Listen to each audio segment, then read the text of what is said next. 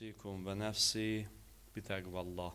Həm sizə, həm özümə ilahi təqvaya riayət etməyi, gizlin və aşkar Allahdan həya eləməyi tövsiyə edirəm. Bugünkü cüməmizin ilk xutbəsində İslamın çox təkid elədiyi bir mövzu barədə qısa danışmaq istəyirəm.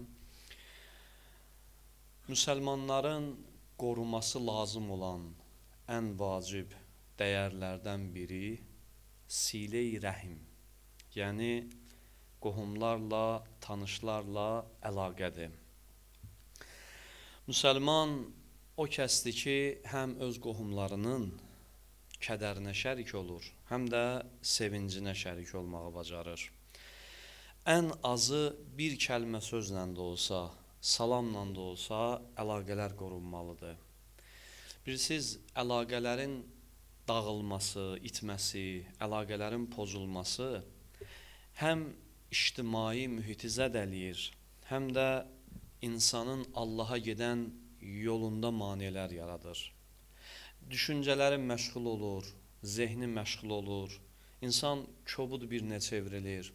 Bir adam nə qədər çox ünsiyyətçildirsə, insanlarla rahat əlaqə qura bilirsə, güzəşt etməyi bacarırsa, bir o qədər onun bu məsələ imanına təsir eləyir. Bax, diqqət eləyin, insanlarla mehriban adamların imanı çox yaxşı olur. Amma o adamlar ki, kobuddur, acıdildir, heç kimlə yola getmir, qovm-əqrəbə ilə qırğındadır, onların imanlarında da ciddi nöqsanlar olur. Onlar Allaha tərəfdə düzgün yol tutub gedə bilmirlər.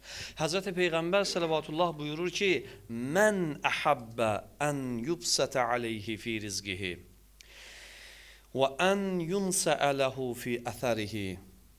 Peyğəmbər buyurur, kim öz ruzisinin bol olmasın və ömrünün də uzun olmasını istəyirsə, neynəsin?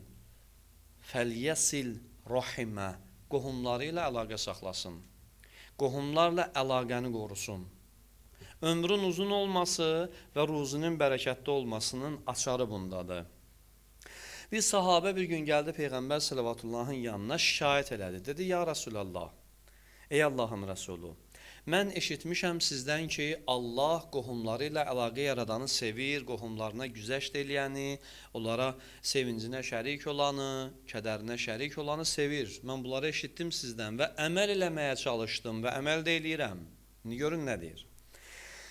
Qohumlarımla əlaqəm istəyirəm, yaxşı olsun, münasibətim olsun, bunun üçün çalışıram. Amma onlar məni heç soruşub axtarmırlar.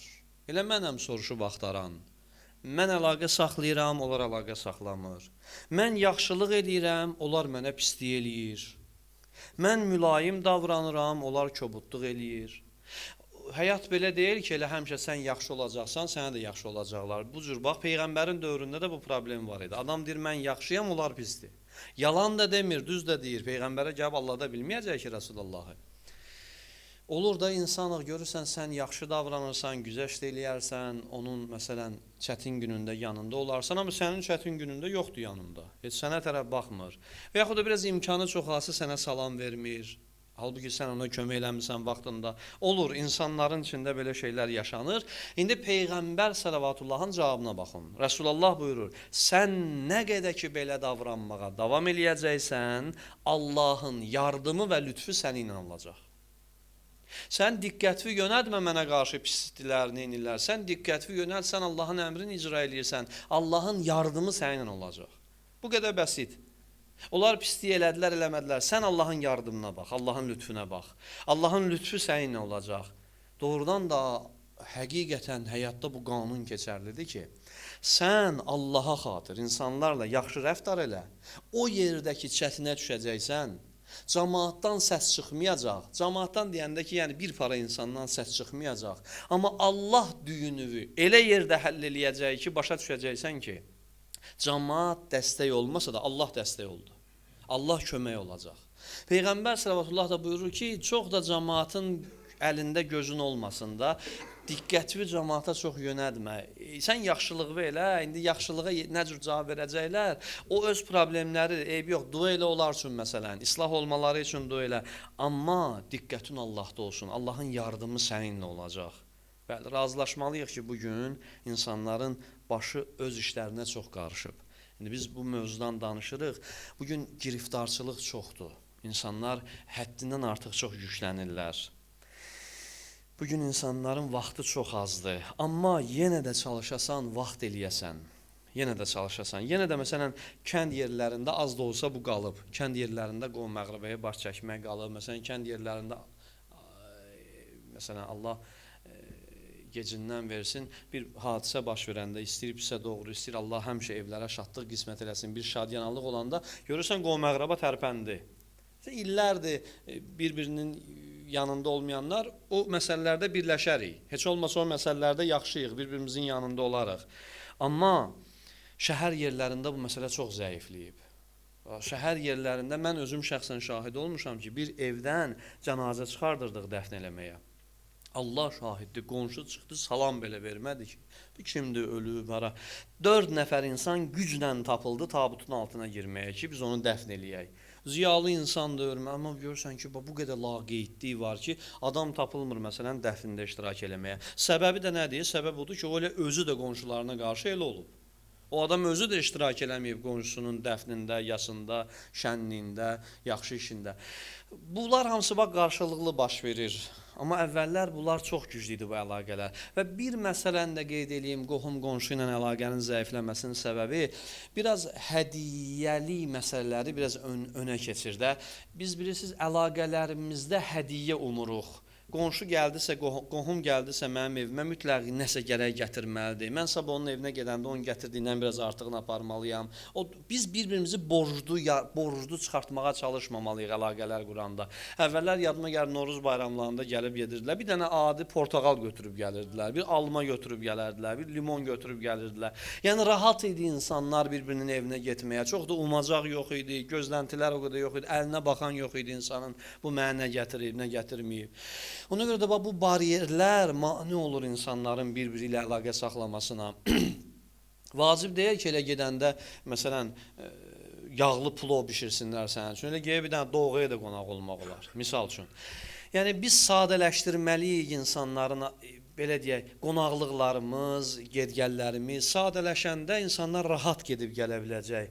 Zamanə çətindir, dolanışıq çətindir bir balaca, maddi məsələlər, problemlər çoxalıb. Bunun üfüqündə biz biraz da gedgəliş xərclərimizi artırırıq deyə bəzən qohum-əqrəba arasındakı əlaqələr zəifləyir. Və qohum görək, heç bir zaman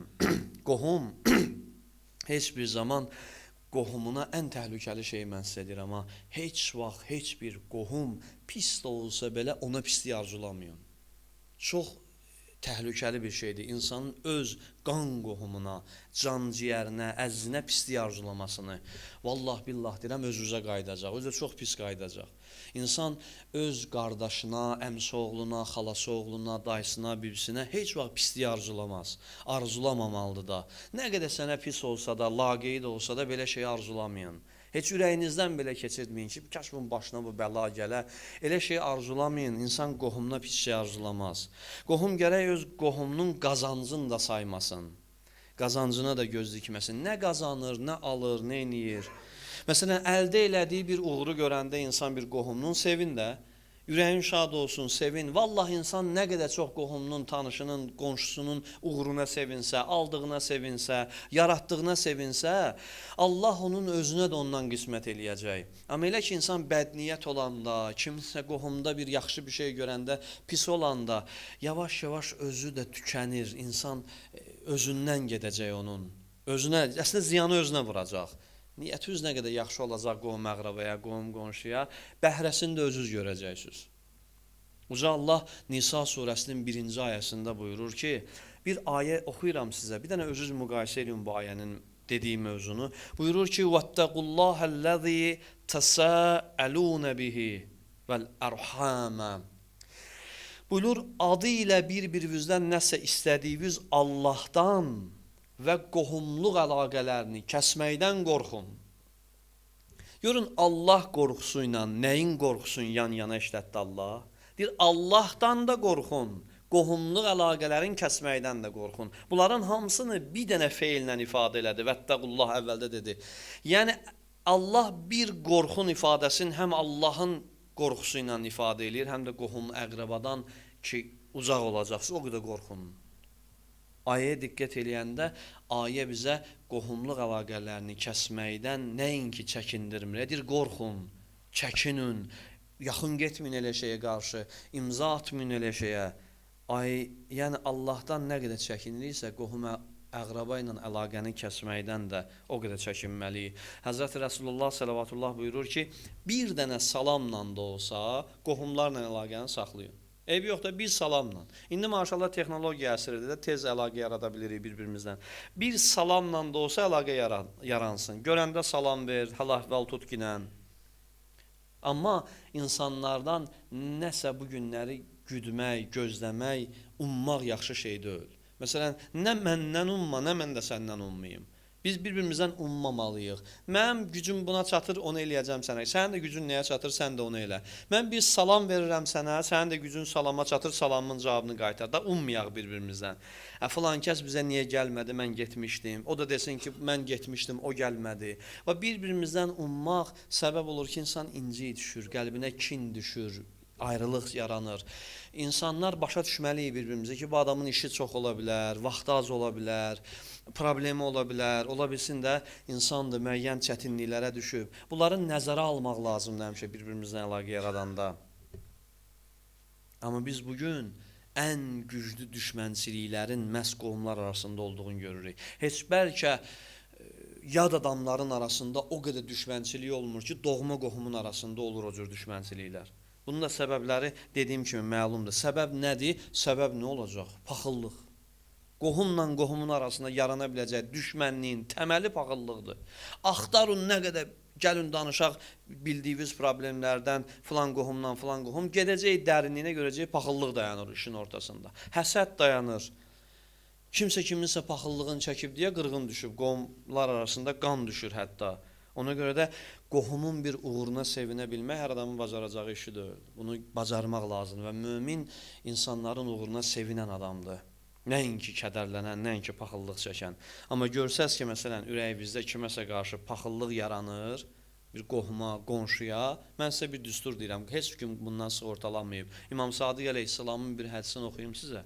İmam buyurur ki, biz əhli beytdən başqa heç kimi deyə bilməz ki, məndə paxıllıq yoxdur. Yəni, elə böyük iddia eləməyək ki, məndə paxıllıq yoxdur. Mən özümə deyirəm, birinci, məndə də var. Hamımızda da var. Amma o paxıllığı biz məhv eləyə bilərik anında. Necə? Qəşəng bir düstur deyirəm sizə. Özüm tətbiq eləyib, nəticə görmüşəm, sizin üçün də deyirəm. Gördünüz ki, kiməsə qarşı paxıllıq yaranır ürəyinizdə, mütləq həmin adamı çoxlu dua eləyin. Adın çəkərək dua eləyin. Mən filan kəsin filan işinə görə paxılam ona qarşı. Dərhal dua elə ilaha, ona ondan da yaxşısını yetir. Daha gözəlini yetir. Çətinliklərin həll elə, onu islah elə, düz yola yönət, belə elə, elə elə. Onun üçün gözəl dualar elə. Valla o dualar insanın qəlbindən kin-küdurəti, paxıllığı silib aparır. Paxıllığın düşməni dua eləməkdir. Paxıllıq elədiyin insanı dua eləməkdir. Daha da uğurunun çox olmasını istə, arzula. Get öz nəfsünün əleyhinə. Özünə qarşı get. Öz nəfsün istəyinə qarşı get. Görəcəksən ki, öz həyatın gül-gülüstana çevriləcək. Valla aram həyat yaşamaq istəyirsinizsə, heç kimin dərdini çəkməyin. Nə mənada? Yəni, heç kimin uğurlarına görə dərdlənməyin, kədərlənməyin. Kim pul çox qazanır, kimin artıq nəyi var, özü üçün, Allah üçün zəhmət çəkib qazanır. Həmişə yaxşı fikirdə olun insanlar barəsində ki, həyatınız da aram olsun, özünüz də sakit yaşayasınız və problemləriniz də azalsın. Bu, həyatın bir düsturudur. Nə qədər çox yaxşı düşünəcəksiniz, həyatınız da o qədər yaxşıya doğru dəyişəcək inşallah. Allah bizi dostumuzla, tanışımızla, qohumunla, əqraba ilə, qonşu ilə yaxşı rəftar eləyənlərdən eləsin inşallah. Allah bizim qəlbimizə heç vaxt kin-küdurət, paxıllıq salmasın. Bir-birimizin uğuruna baxıb sevinək, bir-birimizə dəstək olayıq, bir-birimizi də inşallah həmişə dualarımızda yaddan çıxartmayaq. Bismillahirrahmanirrahim.